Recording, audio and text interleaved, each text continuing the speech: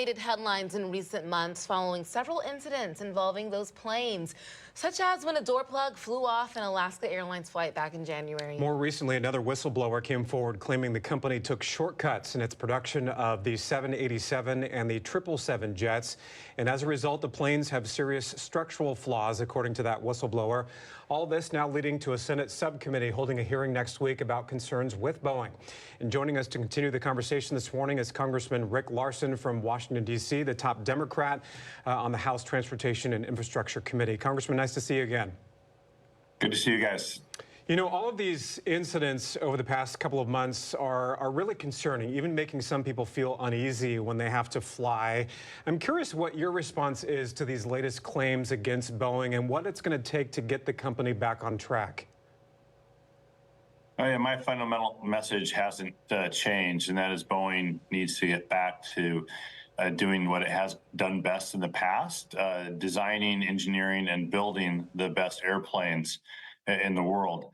I think that the challenges go back decades.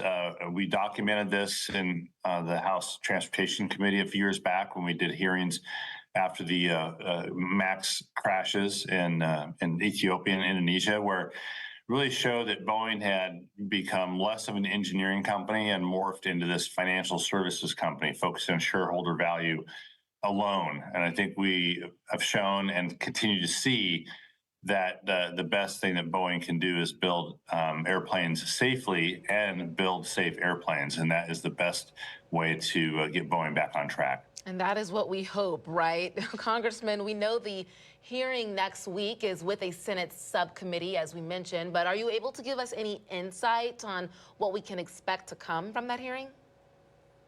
I don't have any insight in generally what, or specifically that is what the Senate subcommittee will be exploring, but I do think that it's important that they do ask these questions about the steps to safety. It's one thing that they look back and say what they've done wrong, but overall, Boeing needs to start putting the pieces in place to be as committed to safety as the women and men who work on the shop floor and build these airplanes.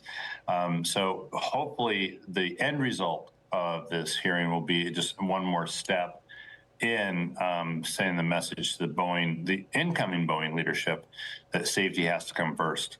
Congressman, should passengers be worried if they step on a Boeing plane?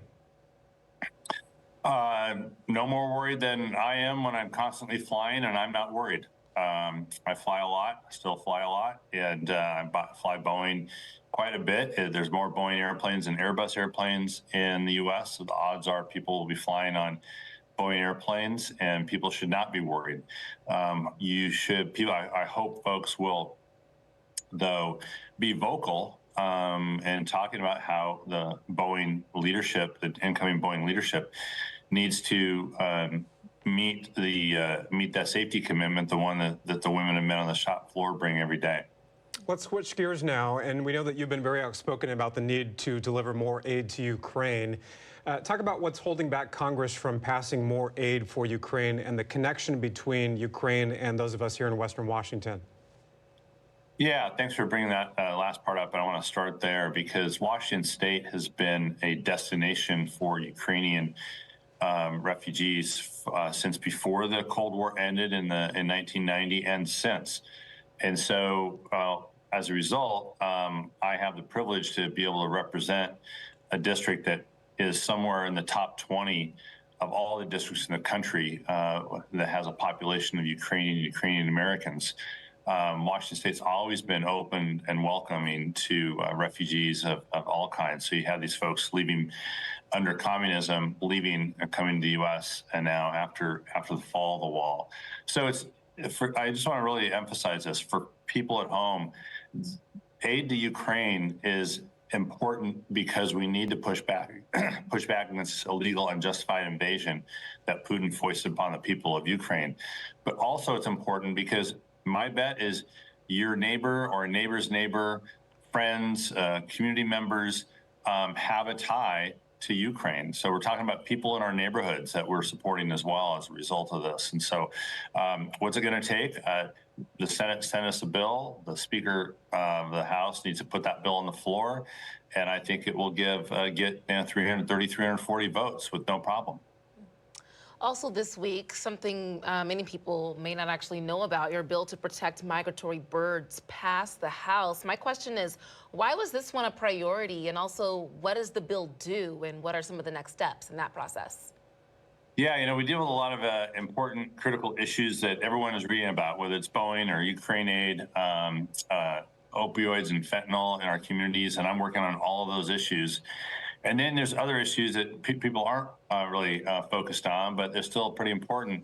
There's over 350 species of birds fly through the Pacific Northwest, south and north again every year. We're on what's called a flyway for migratory birds traveling all the way from Russia down into South America. So this Migratory Bird Act enhancement that we passed, a bipartisan bill, is going to provide grants to smaller organizations in order to protect habitat. So there are places for these birds to stop on the way, and it's not just about enjoying birds. I'm a birder. Bird watching became my hobby during COVID-19 because I was able to get outside and able to be alone during COVID as a result of being a bird watch. But it's huge. It's huge for the economy. There's annual bird watching festivals every year in the Northwest that bring people from outside the region who spend their money on tourism. The binoculars, the cameras these people buy, these are expensive pieces of equipment that help support local businesses as well. So this bird bill, shorthand, this bird bill is an important bill as well to continue supporting our local economies. We also have to ask you, before we let you go, about your unique experience during this recent total solar eclipse. Tell us about what you were up to at NASA's Wallops Flight Facility in Virginia. Yeah, Wallops Island is an island literally just off the coast of Virginia. NASA has a space launch facility there, and what they partnered with professors out of Embry-Riddle Aeronautical University to launch 3 sounding rockets, once before the eclipse, once soon after, and once a little bit after. What they're doing is measuring the impact of the eclipse on the upper atmosphere. People watching the eclipse it was about an 85% coverage at Wallops in Virginia. But I want to measure what happens when this eclipse occurs, because the air cools down.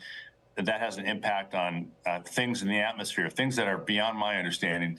But for scientists, it's important to take advantage of these natural opportunities to do measurements in the atmosphere so we can understand the atmosphere better, understand our world better, understand the Earth better. So I was able to take some video as well of these rockets taking off. I did not take video of the eclipse because that would have been dangerous to look into the eclipse, so I did not do that. Glad you prioritized safety. What a cool way to watch the eclipse with NASA scientists. I don't think it gets any better than that. That's right. It's pretty cool. It's pretty cool. Thank you, Congressman. Thank you. Good to see you.